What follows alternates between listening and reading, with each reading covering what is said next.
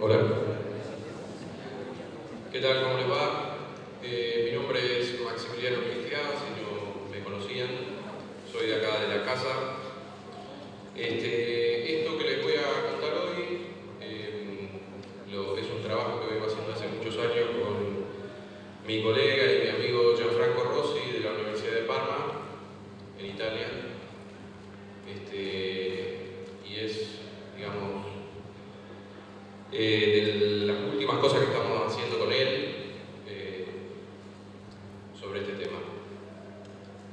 Bueno, esto que ven acá es un programita que calcula el mínimo del arreglo A.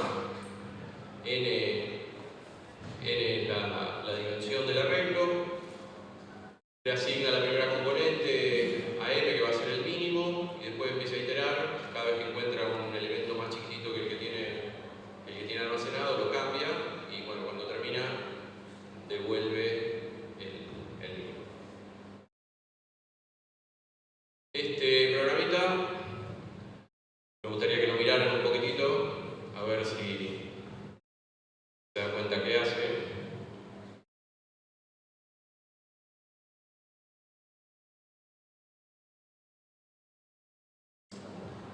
Hace lo mismo. Calcula el mínimo también, solo que arranca de la última componente, tiene un while en lugar de un for, y va para atrás, reduciendo, calcula el mínimo. Entonces la cuestión es si estos dos programas son iguales o no. ¿Son iguales o no? La respuesta depende un poco de lo que uno considera la igualdad. En este caso, si uno lo considera como cadena de caracteres, y si evidentemente no son iguales, pero pareciera que hay algo más abajo de eso, porque también si yo lo hubiera escrito en dos lenguajes de programación distintos harían exactamente lo mismo y tampoco serían iguales. Entonces, la pregunta es, si son iguales, ¿por qué son iguales? ¿Dónde está esa igualdad? Lo que los hace iguales se llama especificación. O sea, hay algo por fuera de cada uno de sus programas, hay algo por fuera de sus programas que de alguna manera dice estos dos programas son iguales.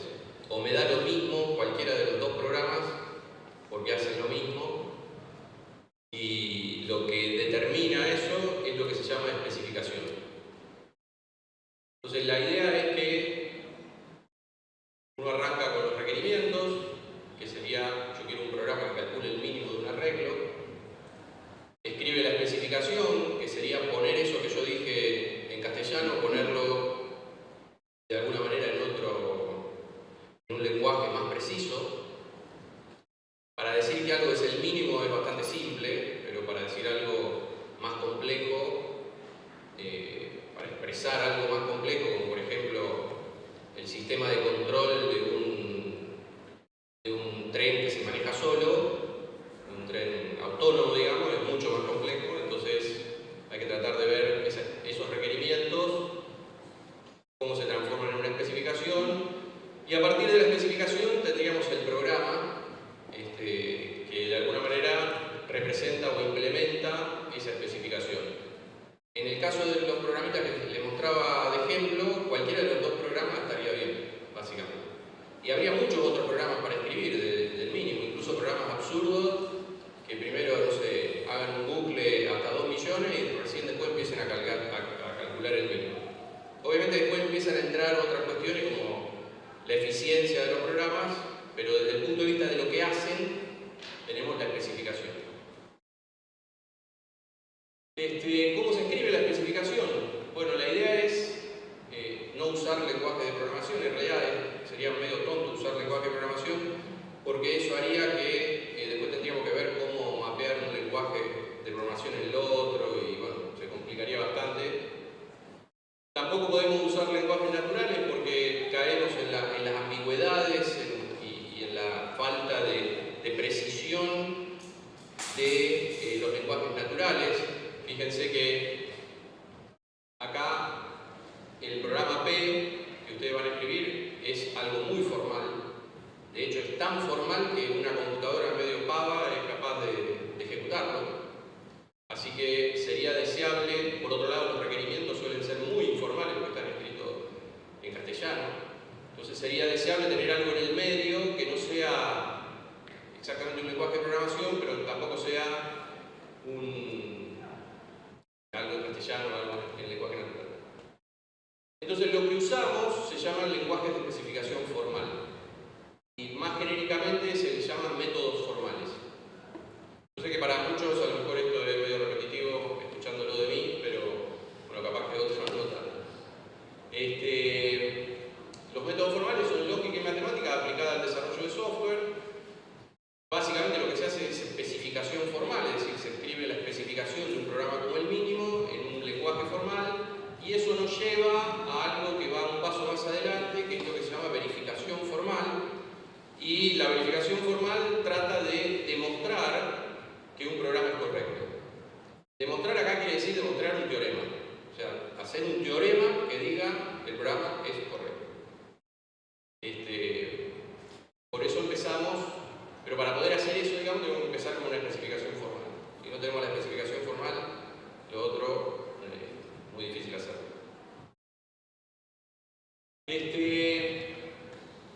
Acuérdense que S es la especificación por la palabra en inglés, ¿no? Normalmente la especificación formal es más corta y más simple que el programa.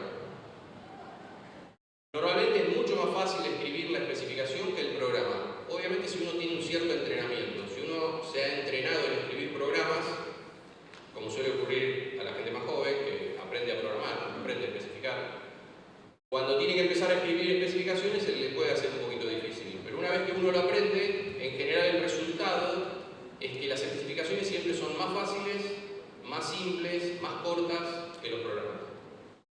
Y en general, si te parece difícil escribir la especificación, te va a parecer más difícil escribir el programa. Porque en general el programa tiene mucho más detalle, mucho más cosas que escapan a lo que nos habían pedido originalmente para hacer, digamos. O sea, el usuario te plantea un problema que dicho por el usuario es relativamente simple y cuando uno lo tiene que llevar al código, entiende, en algunos casos tiene que meterse, por ejemplo, con aritmética de punteros y los punteros empiezan a apuntar para cualquier lado y uno no sabe qué está pasando y en realidad el problema que uno tiene que resolver no es tan complicado, pero el nivel de detalle que requiere el programa lo hace mucho más complicado. Entonces, si S es difícil, P va a ser más difícil. En general lo que ocurre es que S es más evidentemente correcta que P. O sea, si yo miro la especificación del programa, normalmente voy a estar más convencido de que eso está bien que si miro el programa. El programa tiende a ser más largo, tiende a usar cosas que son muy técnicas, que son cosas de bajo nivel de programación muchas veces. Hay lenguajes de programación que tienden a evitar esos problemas, por ejemplo los lenguajes funcionales o los lenguajes lógicos, donde uno se acerca bastante, o mejor dicho, se aleja de todos esos detalles molestos de la programación. Y normalmente es más fácil escribir el programa partiendo de la especificación que partiendo de R, porque justamente la especificación es como una representación del programa sin todos los detalles del programa, pero al mismo tiempo tan formal como el programa. Entonces, vamos a empezar a ver la especificación del programita que calcula el mínimo. Por ahora vamos a considerar una representación muy simple y vamos a decir, bueno, el mínimo del arreglo es lo mismo que el mínimo del conjunto de los elementos del arreglo. Entonces, porque digamos, un arreglo puede tener elementos repetidos, puede tener los elementos en varios órdenes distintos, y el mínimo siempre es el mismo. Eso es más o menos lo mismo que el mínimo del conjunto de los elementos del arreglo. Entonces, por ahora representamos el arreglo como un conjunto. Después vamos a cambiar esta representación porque esta representación no es suficientemente fidedigna, pero por ahora vamos a ver eso. Entonces, el lenguaje de especificación formal que vamos a usar es básicamente teoría de conjuntos y lógica de primer orden. LPO, lógica de primer orden. Ya la lógica. ¿Okay? La teoría de conjuntos, porque bueno, digamos, estoy diciendo que el arreglo Entonces, en esos términos, el mínimo del arreglo A es el número M, ¿sí? Solo si M está en A. Recuerden que estamos viendo que el arreglo es un conjunto, ¿ok? Entonces M está en A, y para todo X que está en A, M es menor o igual que X. Esa es la definición matemática de mínimo. O sea, si ustedes van a una clase de matemática, le van a decir, eso es el mínimo. Esa es la forma de definir mínimo. Pero se puede escribir de otra forma, por ejemplo. Podría decir que M está en A y que existe un K tal que el conjunto está incluido en el intervalo entero entre M y K. Esa es otra forma de definir el mínimo. ¿Ok? A esta forma se la suele llamar una forma cuantificada, porque tiene un cuantificador acá, este de acá, y esta es una forma menos cuantificada, digamos, tiene cuantificador existencial, pero en general los cuantificadores existenciales se pueden obviar, son más fáciles de trabajar, y este tipo de fórmulas se les suele llamar libres de cuantificador. Siempre se suele preferir las fórmulas libres de cuantificadores porque son lógicamente más simples que las otras y son más fáciles de trabajar. Entonces, una cosa que podemos hacer es anotar el programa con lo que se llaman las pre y las postcondiciones. Las precondiciones son las condiciones que uno asume que valen antes de ejecutar el programa, y las postcondiciones son las cosas que uno garantiza que valen cuando el programa termina. Acá como precondición no tenemos nada, no hay nada especial para asumir como precondición. Este programa en principio funciona para cualquier arreglo de enteros. Podría uno decir, bueno, la precondición es que hace un arreglo, ¿sí? Pero si tengo un lenguaje medianamente tipado, un lenguaje de programación medianamente tipado, eso va a estar garantizado por el compilador, así que no debería preocuparme por eso. Y la postcondición es que el mínimo de A es igual a M. Esto que está acá es la definición que yo di acá, cualquiera de estas dos, ¿no? El mínimo ese, me refiero, fíjense que lo escribo con otro tipo de letra, esto está con itálica y esto está con el frutal. ¿Okay? Entonces ahí yo estoy haciendo como un mapeo entre el arreglo A, que está escrito con este tipo de letra, y el conjunto A, que está escrito con este tipo de letra, y lo mismo con M. ¿Okay? Entonces, ¿cómo demostramos que min verifica su especificación? Demostrar que min verifica su especificación es lo mismo que demostrar que min es correcto. O sea, que está bien, que funciona bien.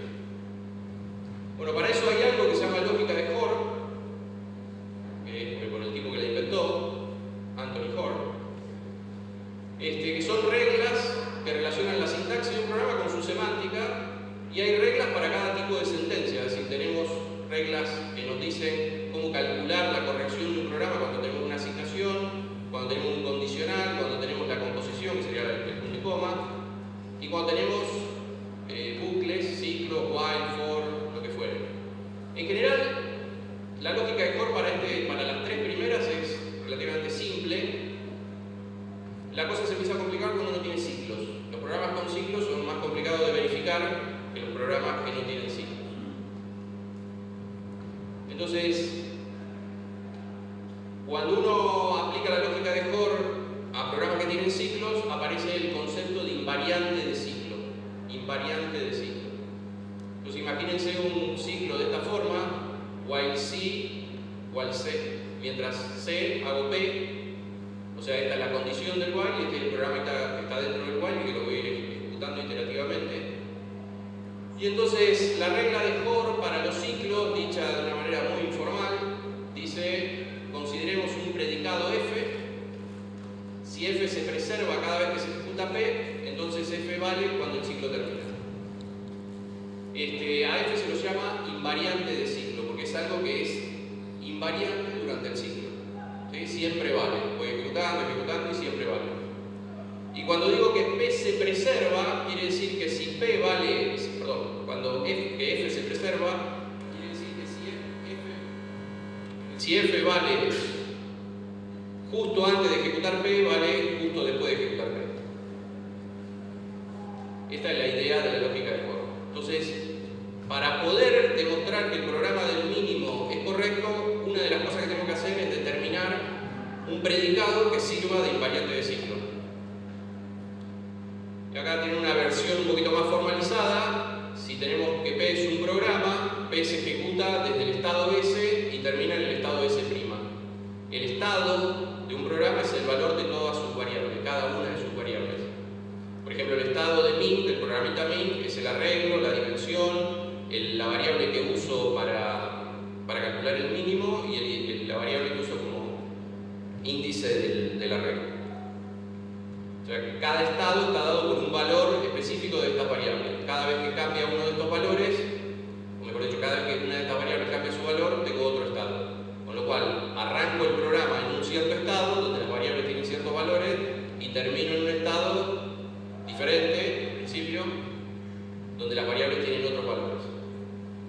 De la misma manera que P tiene estados, la especificación también uno la puede pensar como tiene estados, y hay alguna forma de relacionar los estados del programa con los estados de la especificación. Acá el tipo de letra te dice si es estado del programa o es estado de la especificación. Entonces, si tenemos un predicado que depende del estado, en lugar de escribir f que depende de s, lo escribimos directamente f, y f que depende de s', lo escribimos directamente f'.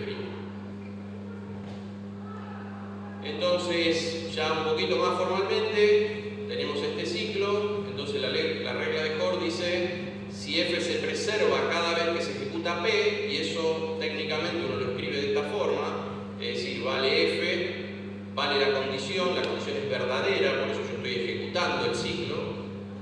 Transformo el interior del arreglo, lo transformo en una fórmula de lógica, el interior del ciclo lo transformo en una fórmula de lógica. Estos corchetitos ahí significa que no pongo P, sino que pongo lo que P significa, entonces vale f'. Eso quiere decir que f valía antes de ejecutar P, y ahora f vale después de ejecutar P. F vale en el estado anterior a la ejecución de P, y ahora vale en el estado posterior de la ejecución de P. Eso es, se preserva.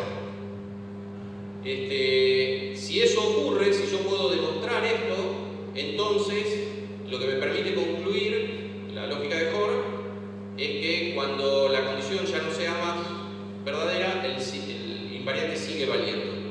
¿Okay? Y eso vale al final del ciclo. O sea, en el estado cuando termina el ciclo, yo puedo concluir esto. Y esto suele ser importante para poder demostrar que el programa es correcto. Lo difícil, que yo les había dicho que cuando uno tiene ciclos la cosa se pone difícil, lo difícil de los ciclos es que hay muchos invariantes y solo unos pocos sirven. Es fácil decir una cosa que no varía, pero lo importante es decir una cosa que no varía y me sirve para algo. Y la otra parte, o sea, lo primero es encontrar el invariante, esa es una parte difícil. Y segundo es demostrar esto de acá. Bueno, muchas veces, por ejemplo, para el programa del mínimo es relativamente fácil, pero para otros programas puede ser bastante más complicado. Entonces, ¿cuál sería un invariante que nos sirve para el programa del mínimo? Una cosa que tiene interesante cuando uno trabaja con arreglos es que si programa razonablemente bien, los invariantes suelen ser bastante simples de determinar, porque en general el invariante está relacionado con cómo voy progresando a medida que recorro el arreglo. O sea, yo arranco desde el principio, voy recorriendo el arreglo, y lo que voy calculando a medida que voy recorriendo es eso mismo, que es prácticamente el invariante. Entonces, en cada iteración, m es el mínimo de la parte izquierda de A. Esa sería la idea del invariante. A medida que yo voy progresando y recorriendo el arreglo, siempre tengo el mínimo de esa parte del arreglo que recorrí. Con lo cual, cuando paso a la siguiente iteración, voy a tener el mínimo de un poquito más del arreglo. Y paso otra vez y voy a tener el mínimo de otro poquito del arreglo. Y cuando llegue al final, voy a tener el mínimo del arreglo. Entonces siempre tengo la parte izquierda del arreglo, que es lo que me sirve como invariante. O sea que básicamente m es el mínimo de A1 a A2 hasta I-1, digamos. Y de ahí arranco la iteración I. Si nosotros queremos expresar esto en términos de matemática, o sea, en términos de lógica de primer orden y teoría de conjuntos, en realidad no podemos, porque si nosotros estamos representando el arreglo como un conjunto, no podemos decir cuál es la parte izquierda del conjunto, porque el conjunto no tiene parte izquierda y parte derecha, no tiene orden, no tiene un índice. Yo puedo acomodar los elementos como quiera. ¿Está? Entonces ahí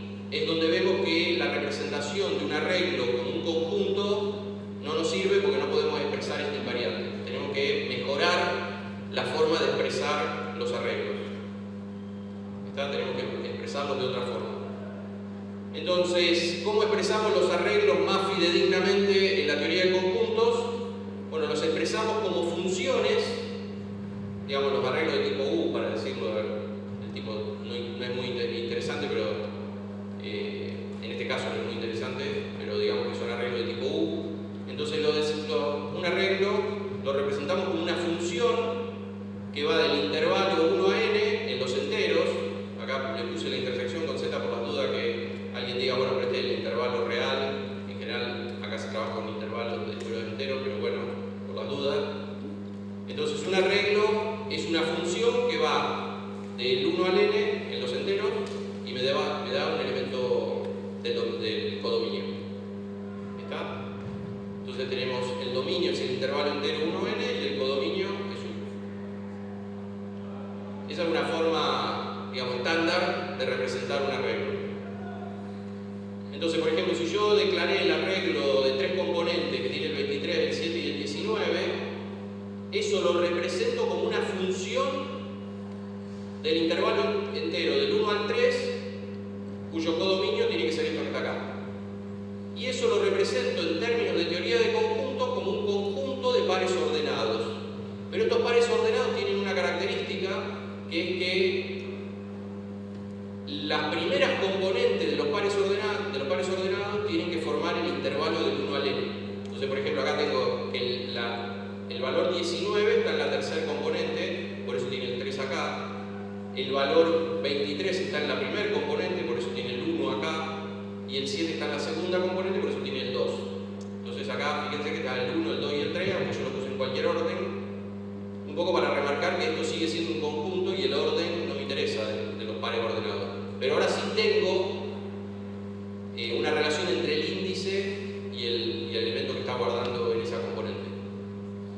Entonces, en la teoría esta, los arreglos son simplemente conjuntos de pares ordenados que cumplen la relación funcional y que además cumplen la restricción de que el dominio tiene que ser el intervalo del 1 al n. Si yo tengo esta codificación de los arreglos, yo puedo trabajar los arreglos básicamente como en teoría de conjuntos. O sea, puedo, por ejemplo, decir que un par ordenado pertenece al arreglo. Puedo decir que un arreglo está incluido en otro. Puedo tomar la parte izquierda de un arreglo, ¿está? Porque puedo tomar todos los pares ordenados cuyo índice es menor o igual que un cierto número. Puedo ver si un índice está en el dominio del arreglo. Puedo ver si un valor está en el rango del arreglo. E incluso como son funciones vistas como conjunto de pares ordenados, si son funciones yo puedo aplicar el arreglo a un índice y me devuelve el valor.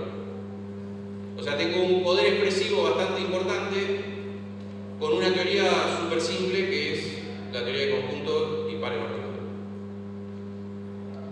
Entonces, si ahora nosotros representamos el arreglo de esta forma, lo que tenemos que hacer es redefinir la especificación del mínimo. Ya no nos sirve la especificación anterior. Entonces ahora el mínimo del arreglo A es el número m, si solo si existe un entero i tal que im es un par del arreglo. O sea, el mínimo m se realiza en alguno de los índices del arreglo, cualquiera, no sé cuál. Y además, para todo par que esté en el arreglo, la segunda componente, la x, es mayor o igual que el mínimo. ¿Okay? Sigue siendo la definición básicamente matemática, pero adaptada a que tenga una estructura un poquito más compleja, que no es simplemente un conjunto, sino que es una función que tiene una característica particular. Bueno, lo mismo podría ser si uso el rango, por ejemplo, podría dar otra definición. M pertenece al rango y para todo elemento del rango m es menor o igual que x. Es muy parecida a la definición inicial porque el rango ya es el conjunto de elementos de A. Y también podría usar esta con el intervalo, porque digo, bueno, el rango, no, acá me equivoqué, esto tiene que ser el rango, ¿está? El rango de A incluido en este intervalo, no A. Bueno, y ahora podemos pasar al invariante, que digamos informalmente es el mismo que teníamos antes, pero ahora sí lo podemos escribir, porque tenemos la parte izquierda del arreglo, la podemos definir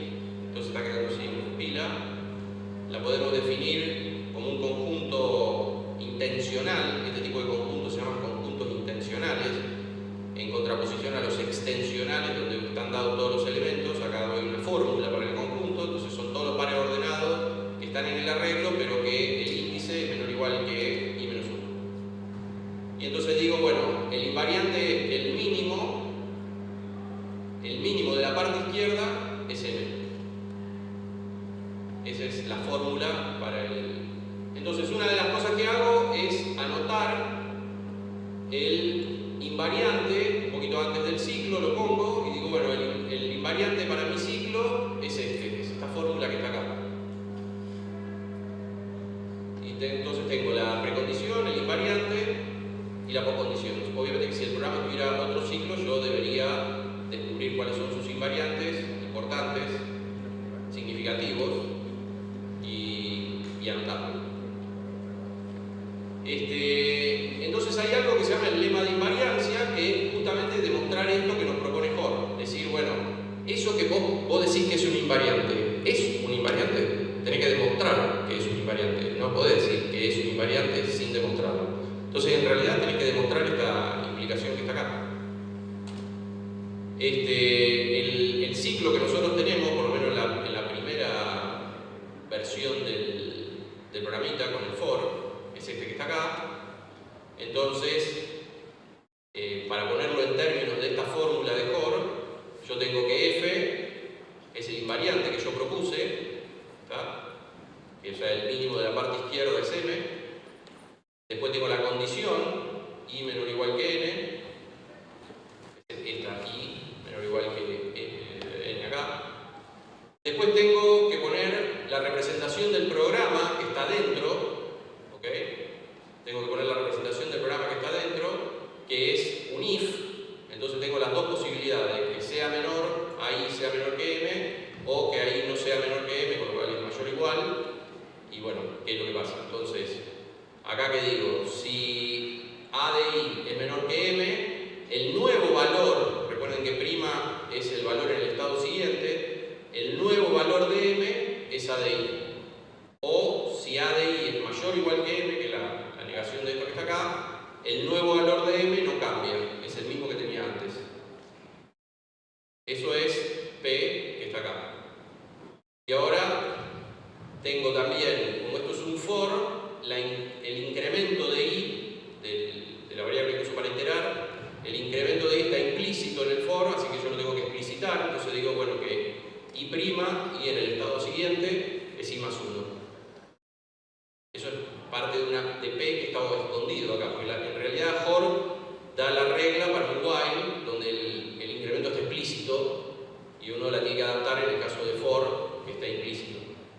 Y después viene la implicación, que es decir que tiene que valer el invariante en el estado posterior.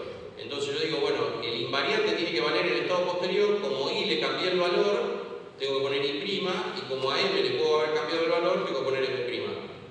Entonces yo tendría que demostrar esto y con eso lograría demostrar que tengo un invariante. Hasta ahí tengo el invariante, demostré que es el invariante. ¿Ok? ¿Es correcto min? Porque todavía no demostré que es correcto min. Hasta ahora lo único que demostré es que tengo un invariante. Entonces, lo que me dice Hoare es que si yo le demostré el lema de invariancia, cuando el ciclo termina, f sigue valiendo, o sea, el invariante sigue valiendo. Si el ciclo termina es porque i es igual a n más 1, y en ese caso sigue valiendo el invariante, pero en este estado, o sea, con i igual a n más 1. ¿Okay? O sea que acá yo voy a poder sustituir i por n más 1. Entonces fíjense que si yo sustituyo i acá por n más 1, me queda n más 1 menos 1, con lo cual me queda j menor o igual que n. Pero n es la dimensión del arreglo, con lo cual esta parte izquierda del arreglo en realidad es todo el arreglo.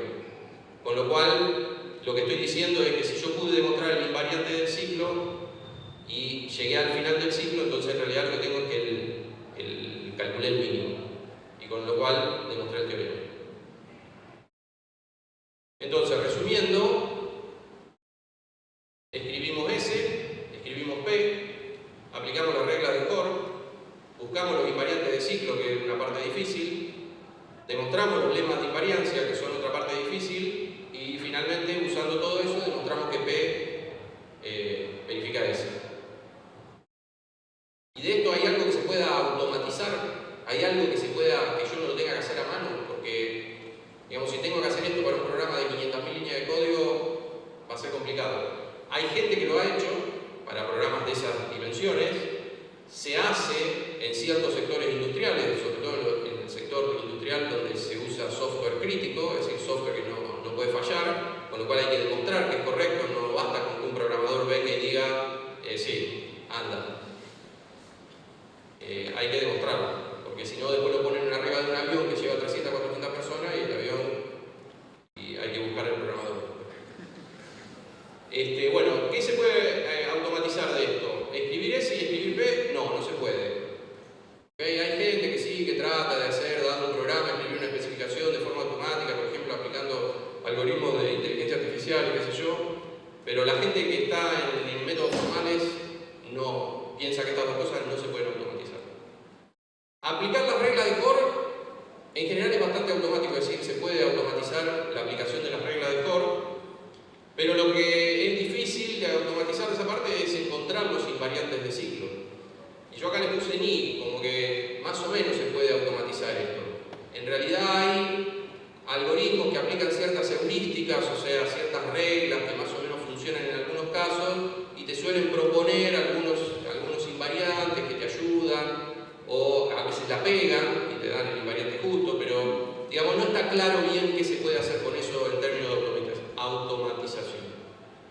Demostrar lemas de invariancia. Yo acá puse como que sí se puede hacer. No es que se pueda hacer siempre, porque eso sería bastante fácil.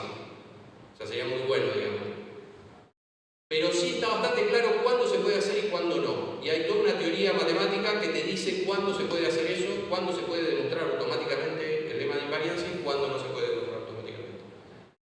Y demostrar que P verifica S, habiendo hecho todo esto, también es bastante razonable pensar que se puede hacer eso y está bastante claro qué es lo que se puede hacer y qué es lo que no se puede hacer. En cambio, en la respuesta del ni no está tan claro qué es lo que se puede hacer automáticamente y qué no.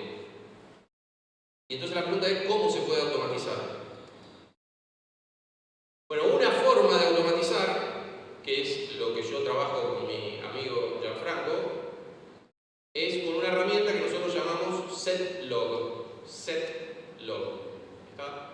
Y setlog está en la intersección de varias de estas cositas que están acá, o de todas estas cositas que están acá. Por ejemplo, está en la intersección, o sea, es algo que está relacionado con verificación formal. Porque cuando vos trabajás con setlog y haces alguna demostración, esa demostración es completamente formal. También está relacionado con demostración automática porque setlog básicamente hace demostraciones automáticas. O sea, podemos decir que es un demostrador automático de teoremas. Está relacionado con programación declarativa, que es como un paraguas que junta la programación funcional, la programación lógica, o sea, Prolog, la programación de restricciones, etc. En el sentido que uno escribe programas que en realidad se parecen más a fórmulas que a programas. Está relacionado con CLP. CLP es Constraint Logic Programming, o sea, programación lógica de restricciones, y está relacionado con Prolog. Básicamente es un programa Prolog. Setlog está implementado en Prolog, pero está implementado en términos de lo que se llama Constraint Logic Programming, que es una forma muy particular de usar Prolog. Es como otro paradigma de programación o un paradigma montado sobre la programación lógica. Y también está relacionado finalmente con la teoría de conjuntos, porque en realidad cuando uno escribe programas, recuerden que es programación declarativa, o sea que uno puede escribir programas en setlog. Cuando uno escribe programas, en realidad los escribe en términos de la teoría de conjuntos y del álgebra de relaciones, que serían los conjuntos de pares ordenados. Y eso está muy relacionado con lenguajes de especificación formal que son bastante estándar y usados en la industria, en términos de lo que se usan los lenguajes de especificación formal, que son los lenguajes B, Z y Alloy. O sea, setlog hace de todo un poco, de todo esto está como en el medio. Entonces, setlog es un Constraint Logic Programming, o sea, es un lenguaje de programación de lógica de restricciones y es un solver de satisfacibilidad. Eso significa que vos le das una fórmula a setlog y setlog te dice si esa fórmula es satisfacible o no es satisfacible. Y eso sirve, usado de determinada manera, sirve para demostrar automáticamente teoremas. Por ejemplo, vos podés escribir en setlog que la unión entre A y B es igual a C. Esto en setlog es lo mismo que esto que está acá. C igual a la unión entre A y B. Esto es la conjunción, y esto significa que la intersección entre A y B es vacía, o sea, esto de acá. O sea, esta es la fórmula o programa que vos escribís en setlog, y esto es lo que significa en matemática. ¿Okay? Básicamente en setlog todos los operadores de matemática están escritos en forma de predicado, donde en general el último argumento es el resultado de ese predicado. En setlog la unión y el disjunto son restricciones. Restricciones es lo que yo traduzco como constraint. Constraint es una forma muy específica de objeto de programación, digamos, tiene muchas propiedades, y A, B y C son conjuntos. En general son conjuntos finitos. ¿Está? Cuando digo conjunto finito, digo que pueden tener un número arbitrario de elementos, pero ese número no puede ser infinito. O sea, no pueden tener infinitos elementos. Pueden tener cualquier cantidad de elementos, pero no puede ser infinito. Que después de todo, para programas es suficiente. Entonces, esto que ustedes escriben en setlog es un programa. Por ejemplo, si yo podría pensar que este es un programa que me calcula la unión entre A y B, la calcula en C, siempre y cuando A y B sean disjuntos. Entonces yo le doy dos conjuntos, A y B, y setlog me devuelve el resultado para C.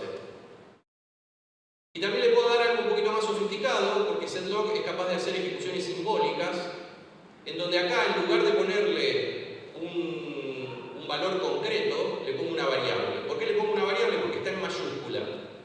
Estas A, B y C de acá, en minúsculas, son constantes.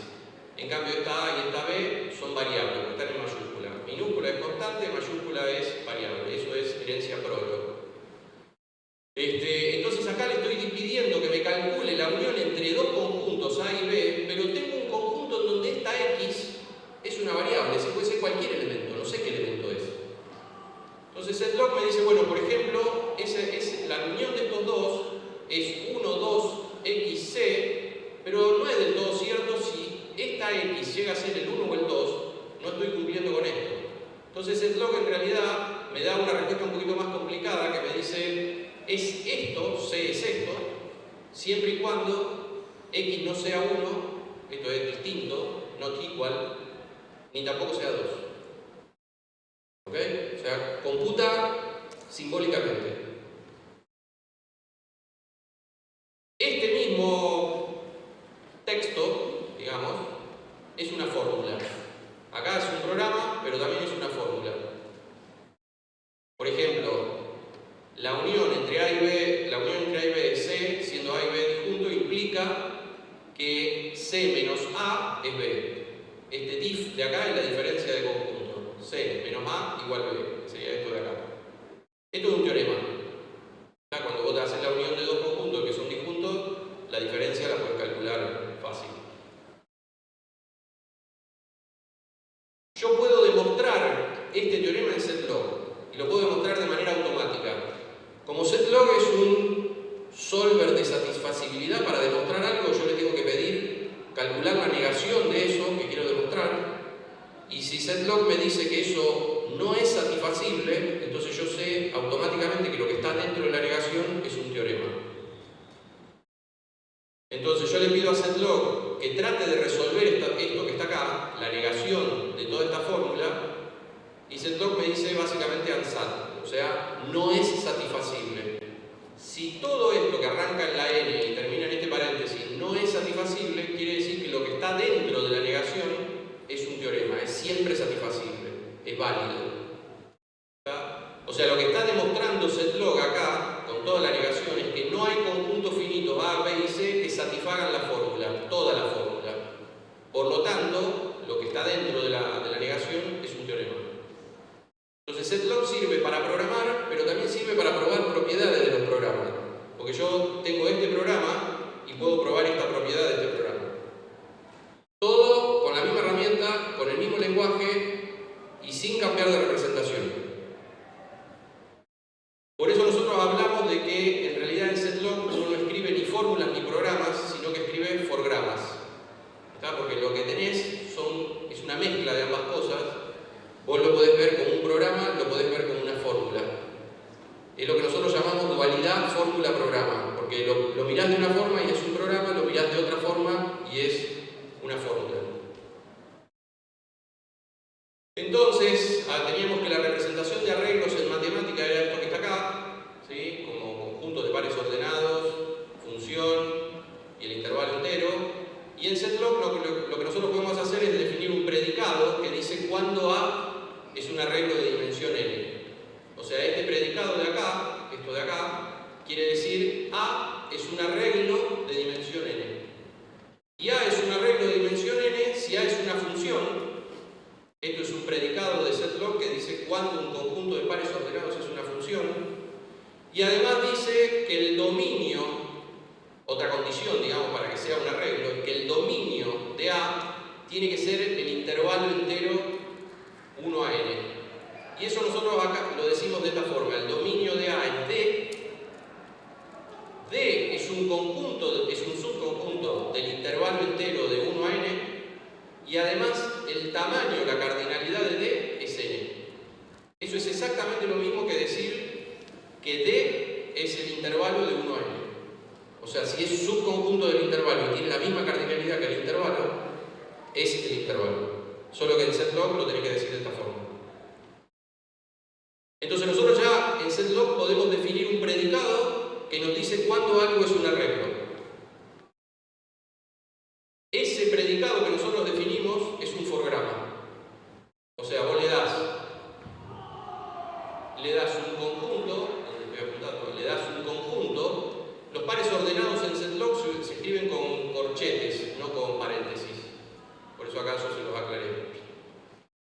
Entonces vos, por ejemplo, le decís, este conjunto es un arreglo de dimensión n, ¿tá? Y el tipo te responde sí, si n es igual a 2. ¿Ok? Pero yo le puedo decir ahora, bueno, tengo el conjunto formado por los pares ordenados que tienen como primer componente 1 y 5, y le digo, esto es un arreglo de dimensión n, y el tipo me dice, no, eso no puede ser nunca un arreglo de dimensión n, no encuentro ningún valor para n y ningún valor para x. Fíjense que ahí x también sigue siendo una variable que satisfaga toda la fórmula. Y efectivamente esto no es un arreglo porque tiene un hueco en el medio. Ya me falta la componente 2, la componente 3 y la componente 4. Ahora yo le pongo una variable acá en el primero, ¿sí? En la primera componente, no solo en la segunda, porque ahí tengo una i mayúscula, eso es una variable. Entonces setlog me dice, bueno, esto es un arreglo de dimensión n si i es igual a 2 y n es 2. ¿Está? Pero también hay otra solución. ¿Qué pasa si i es igual a 1 y x es igual a a? En realidad tenés un conjunto unitario, porque tenés el mismo elemento repetido 2 veces. Eso es el mismo conjunto. Con lo cual hay otra solución. Y setlog te da las dos soluciones. Cuando vos le das un forgrama a setlog te devuelve una representación finita de todas las soluciones posibles de ese forgrama. Y yo puedo usar esto como un demostrador. Por ejemplo, yo le puedo decir, bueno, A es un arreglo de dimensión n. Pero en A hay un par ordenado ix, fíjense que son todas variables, ix, y hay un par ordenado y, y además x es distinto de y. O sea, le estoy diciendo que es un arreglo, pero que tiene dos pares ordenados con el mismo índice y distinta segunda componente. Eso no puede ser un arreglo, porque un arreglo es una función. Entonces setlog me devuelve unsat. Me dice, yo para eso no puedo encontrar valores. Bueno, y acá tienen otro, por ejemplo, si yo le digo que A es un arreglo de dimensión n, pero también le digo que A es un arreglo de dimensión m, eso implica que n es igual a n, porque el arreglo tiene una sola dimensión. Bueno, si yo eso lo meto dentro de una negación, setlog me dice unsat, porque estaría tratando de demostrar lo contrario, que no tiene la misma dimensión. Entonces, la especificación de min, del programita min, ¿cómo sería? Recuerden que en matemática teníamos la de arriba, ¿no? En setlog la escribimos casi igual. El par ordenado y m, lo único que en setlog, justamente como yo les decía, bueno, estoy quedando acá, no sé si anda. Las cuantificaciones existenciales en general se obvian, no hace falta ponerlas, eso es prólogo, programación lógica. Las cuantificaciones existenciales no se escriben. se asumen nada más. Entonces yo digo, bueno, el M es el mínimo del arreglo A, estoy asumiendo que A es un arreglo. Si tengo un par ordenado IM en A, o sea, esto significa que existe un I tal que esto se da en A, y para todo, que es lo mismo que está acá, para todo par ordenado que esté en A, M es menor o igual que X. ¿Está? Para la segunda componente. En setlog lo podés escribir prácticamente igual que en matemáticas. También teníamos esta otra definición, que acá yo les dije que estaba mal porque esto va con el rango de A. Bueno, justamente el rango de A es R, este es otro predicado setlog, el mínimo está en R, y R tiene que ser un subconjunto del intervalo que empieza en M. Y acá pongo un underscore, un subrayado, porque no me interesa cuál es la parte de arriba, o sea, el límite superior. O sea, existe uno, esto es básicamente existe algo, no me importa cuál. Bueno, min, escrito de esa forma, es un forgrama. Yo le paso un arreglo y me devuelve cuál es el mínimo. Yo le paso un arreglo donde ahora pongo una variable como segunda componente y me calcula las soluciones que hay posibles. ¿Okay? Porque acá el mínimo, yo tengo que los valores son 19 y 7. Y también tengo el X. ¿Cuál es el mínimo de ese arreglo? Y depende de lo que valga X. ¿Está? Entonces me dice, bueno, el mínimo M es X si X es menor o igual que 19 y X es menor o igual que 7. Efectivamente, si X es menor o igual que 7, el mínimo es X. Pero también puede ser el mínimo 7 si X es mayor o igual que 7. ¿Okay? Bueno, y así puedo seguir jugando. Por ejemplo, acá le paso el mínimo, le digo cuál es el mínimo, pero le dejo un elemento variable. Entonces me va a decir, bueno, el mínimo es este elemento que está acá si es 3. Porque no puede ser 23, no puede ser 19, porque son distintos de 3.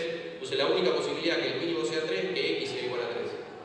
O sea, acá también esto demuestra algo de la programación lógica, que es la reversibilidad de los programas. Los programas no distinguen entre input y output, y uno puede ir de inputs a outputs o de outputs a inputs. Y también puedo demostrar propiedades. Si yo tengo que el mínimo de A es M y el mínimo de B es N y A es un subconjunto de B, entonces N es menor o igual que M. Obviamente lo pongo dentro de una negación y setlog me devuelve ansat. O sea, yo puedo demostrar propiedades sobre ese programa.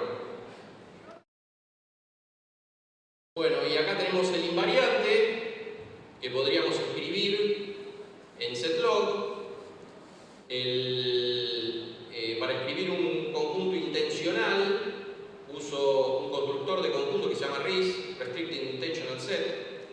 Efectivamente son conjuntos intencionales que tienen más o menos la misma pinta que esto que está acá. Y entonces lo que tengo que decir como invariante es que el mínimo de la parte izquierda es M. El problema de esto es que no funciona del todo. ¿Por qué no funciona del todo? Porque for each, que es lo que estaba en la especificación de min, y run no aceptan términos de esta forma. Entonces acá ya tenemos una limitación de setlog para trabajar con esta forma específica del invariante. Pero lo puedo escribir de otra forma el invariante. Acá yo lo llamé min L a este predicado, que es el mínimo de la parte izquierda. O sea, M es el mínimo del arreglo A hasta la posición I. Entonces tengo un KM en A, K es menor o igual que I, y para todo JX en A, si J es menor o igual que I, entonces es menor o igual que M es el mínimo. Y ahí puedo dar la definición de mínimo diciendo que es un arreglo y que el mínimo del arreglo es hasta la posición N, que sería todo el arreglo, por eso la parte izquierda, pero si esto es la dimensión, es todo el arreglo, es N. Entonces ahora tengo la especificación que es así y el invariante que es min L, hasta I menos 1. Y ahora, si este era el teorema escrito en matemática, acá escribo el teorema en setlog. No quiero entrar en todos los detalles porque es básicamente lo mismo. Esto es aplicar el arreglo A la posición I, me devuelve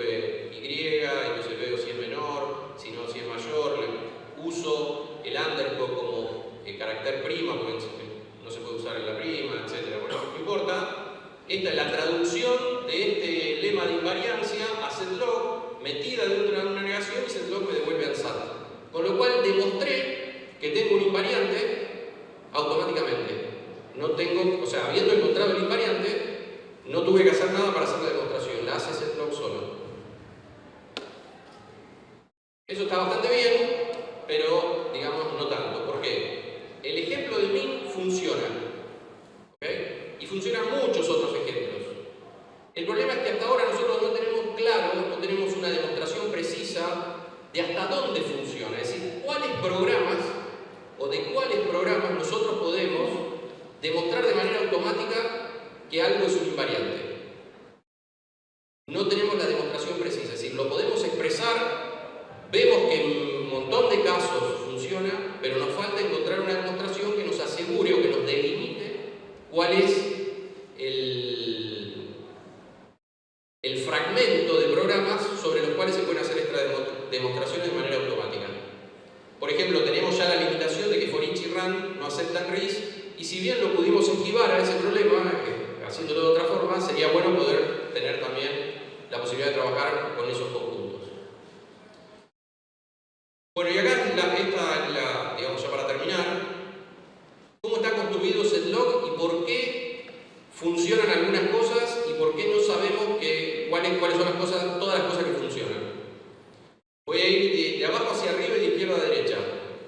LIA significa Linear Integer Arithmetics. ¿Ok? Eso es aritmética lineal entera. O sea, son ecuaciones a coeficientes enteros, variables enteras y desigualdades a coeficientes enteros y variables enteras que sean lineales. Esa teoría es decidible. Es la vieja aritmética de Pressburger, que es una teoría decidible. Para eso hay un método bastante eficiente que se llama simplex, que digamos no viene mucho de la informática, viene más de los matemáticos, que es un algoritmo que uno lo implementa y vos le das un sistema de ecuaciones e inecuaciones en los enteros. También funciona para los reales, pero para digamos lo que nos ocupa acá, lo que nos importa son los enteros. Vos le das este sistema a simplex y simplex te dice esto es satisfacible o no es satisfacible. Acá a la derecha tenemos una teoría de conjuntos que tiene conjuntos extensionales. Esto sería como un constructor de listas, pero que en realidad de construir listas construye conjuntos. Este sería el elemento que queremos poner en el conjunto y este sería el resto del conjunto. Sería como hacer el cons de una lista. Cuando tenemos conjuntos extensionales y tenemos unión, intersección, diferencia, pertenencia e igualdad de conjuntos. Eso se llama el álgebra booleana de los conjuntos finitos. Y esa es una teoría que también es decidible. ¿Qué quiere decir que una teoría sea decidible? Quiere decir que hay un algoritmo que, dada una fórmula en esa teoría, me dice si la fórmula es satisfacible o no es satisfacible. ¿Ok? ¿Y por qué es importante que haya un algoritmo que haga eso? Porque eso te permite construir un demostrador automático para esa teoría. Si vos tenés un procedimiento de decisión o sabés que algo es decidible y tenés un algoritmo para eso, entonces podés construir un demostrador automático de teoremas para esa teoría. ¿Y eso qué te permite? Eso te permite automatizar un montón de tareas de verificación que de otra forma hay que hacerlas a mano. Bien, cuando a estas dos teorías nosotros les agregamos la cardinalidad de los conjuntos extensionales, también es decidible. Esto lo demostró un italiano que se llama Calogero Sarva en el 2002. Luego me corro a la derecha y aparecen los conjuntos intencionales y los cuantificadores universales, por lo menos los cuantificadores universales restringidos, porque siempre cuantifican sobre un conjunto. El rojo significa que esta teoría no es decidible, pero sí hay un fragmento decidible. Ese fragmento nosotros lo conocemos precisamente, de hecho prácticamente lo delimitamos nosotros, sabemos cuáles son las fórmulas que son decidibles y cuáles no. Y eso nos permite hacer demostraciones automáticas en un fragmento muy grande. Luego me corro más a la derecha y tengo lo que se llama el álgebra de relaciones, que son no solo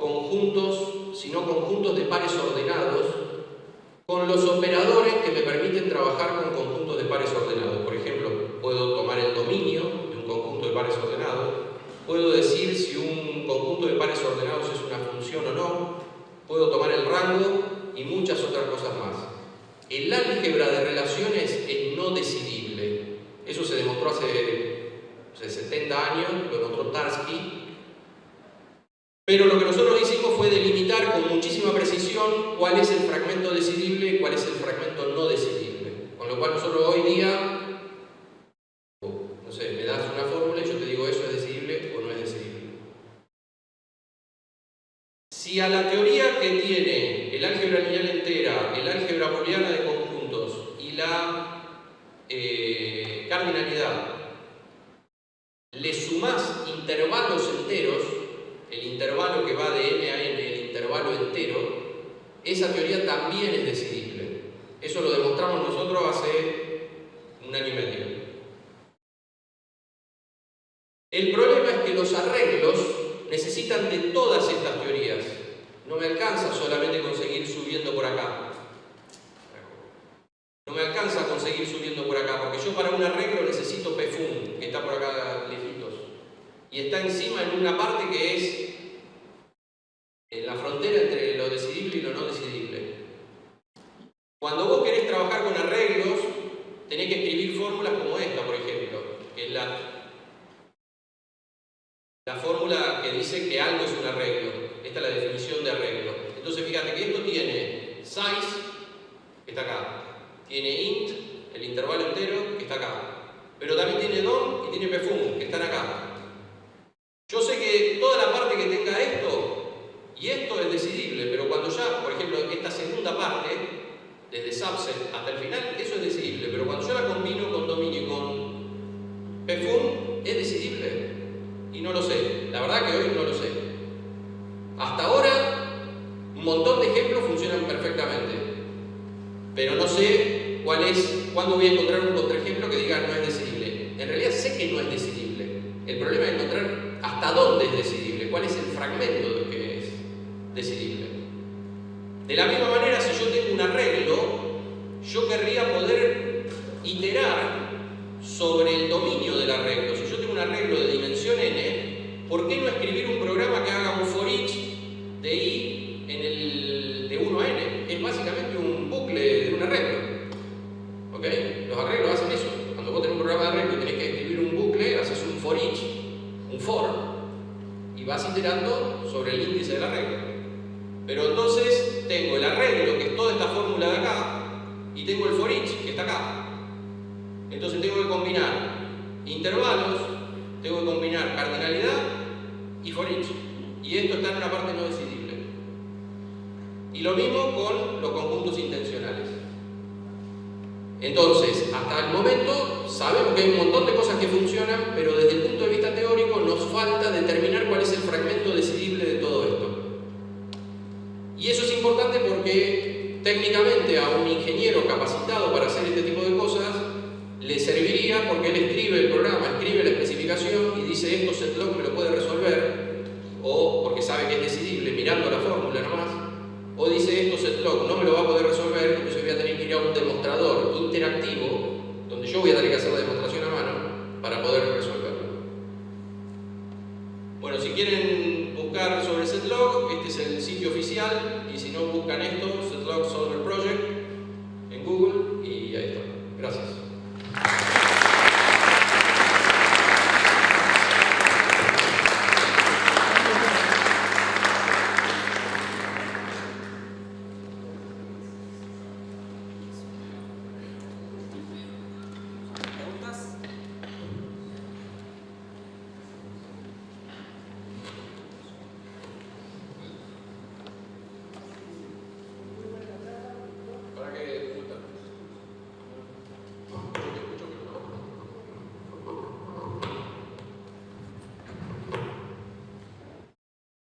Hola, hola, ahí está. Bueno, me queda una duda con respecto a la especificación. ¿Los conjuntos que vos estás especificando son todos finitos o podés usar en la especificación conjuntos infinitos? En setlog no podés escribir conjuntos infinitos. No los podés escribir. No, o sea, vos no podés, por ejemplo, escribir el conjunto de todos los números naturales.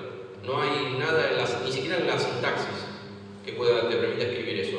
Lo podés escribir usando conjuntos intencionales que son recursivos, en el sentido que podrías decir, bueno, si está el elemento i, también está el i más 1.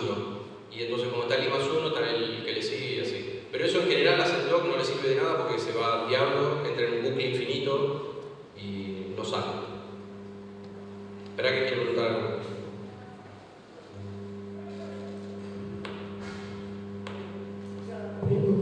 Porque parece, uno en general, o sea, a nivel de especificación parecería útil poder hablar de las cosas infinitas, por más que después los programas a lo mejor simplemente se refieren a algo. O sea, ahí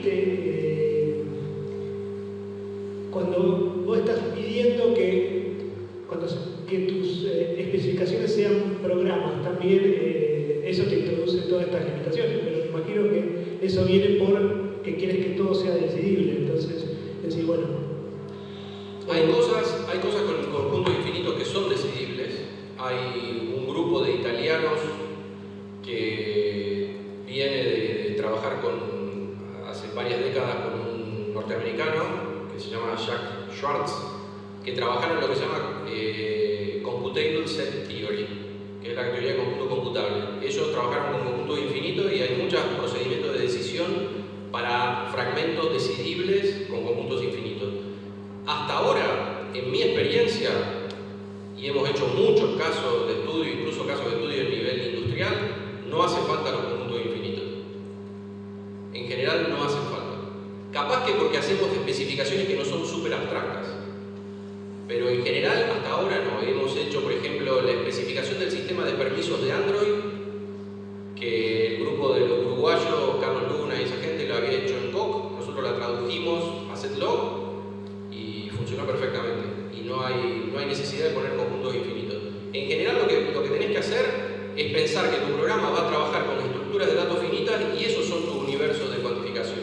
Esas estructuras de datos finitas, vos cuantificás sobre esas estructuras. Por eso tenemos los cuantificadores restringidos que cuantifican sobre un conjunto y no cuantifican en general. No dicen para todo X y después un predicado. Dicen para todo X en este lugar. Y eso es lo que al mismo tiempo te da mucho poder expresivo y te da decibilidad. Si vos dejás el cuantificador libre, vas perdiendo decibilidad rápidamente y no sabes cómo recuperarla. Porque esto alguna vez lo hemos hablado, perdés estructura en la fórmula, no sabés qué dice después la fórmula y tenés que empezar vos a reconstruir a ver si está haciendo en realidad una cuantificación sobre algo finito. Y ahí lo perdiste. Por eso restringís un poco, que hasta nuestra experiencia es súper expresivo y es decir.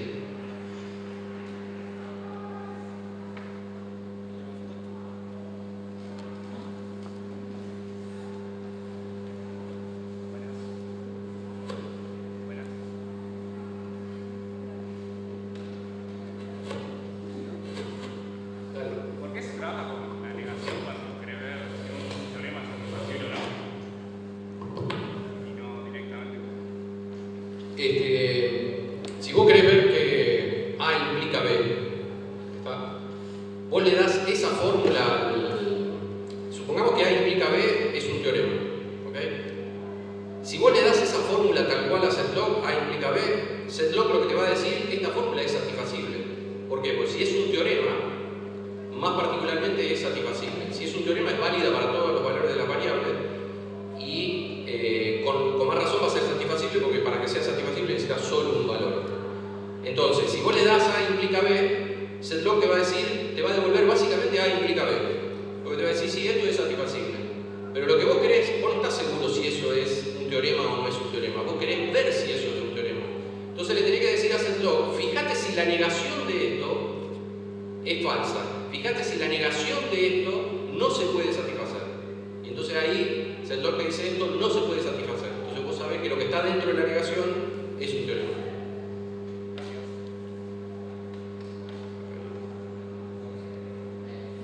Díganla en voz alta. ¿Cuál es la complejidad en la que setlock me calcula las variables? La complejidad es, ¿cómo decirlo? La peor que vos te puedas imaginar. Es gigantescamente súper exponencial, pero en la práctica funciona. Efectivamente, nosotros a veces nos hemos chocado con una pared de complejidad porque vos le das ciertas fórmulas que nosotros sabemos que son decidibles, pero tienen trillones y trillones de casos, y Setlog, dentro de lo que parece inteligente, es bastante bruto porque hace reescrituras de muy bajo nivel para resolver los problemas, y si fuese más inteligente haría razonamientos más generales, pero bueno, no lo es. ¿Por qué se llama Setlog? Yo creo que viene de algo que está relacionado con Prolog, que es un nombre que eligió Gianfranco cuando él empezó a trabajar en esto a principios de los 90.